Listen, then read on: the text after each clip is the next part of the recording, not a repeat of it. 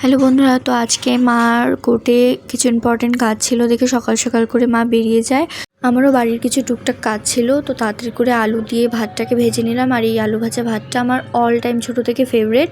তারপর বুনুকে খেতে দিয়ে আমিও খেয়ে নিলাম। তারপর বাড়ির কাজকর্ম করতে বেরিয়ে পড়লাম। গেছিলাম বাড়ির ট্যাক্স দিতে, আর ব্যাংকেও কিছু কাজ ছিল, তো তার জন্য বেরিয়েছিলাম। সদরঘাট স্কুলের সামনে দিয়ে যাচ্ছিলাম, যে স্কুলে আমি পড়তাম। তো দেখে খুবই মনটা ভালো লাগলো। তো যাই হোক, ওখানে সামনে একটা পুতুলের দোকান দেখতে পেয়েছিলাম, তো ওখানে একটু দাঁড়িয়েছিলাম পুতুল দেখার জন্য। দেখলাম অনেক কিউট কিউট ছোট্ট ছোট্ট পুতুল আছে। আমার তো পুতুল খুবই ভালো লাগে, বিশেষ করে ছোট্ট ছোট্ট যে পুতুলগুলো হয়।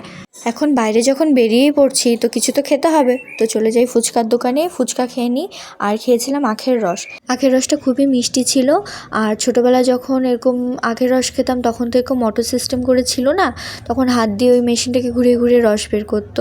সমস্ত কাজ আর খাওয়া দাওয়া শেষ, তো আমরা এখন বাড়ি যাব। তো ভিডিওটা কেমন লাগলো জানাবে।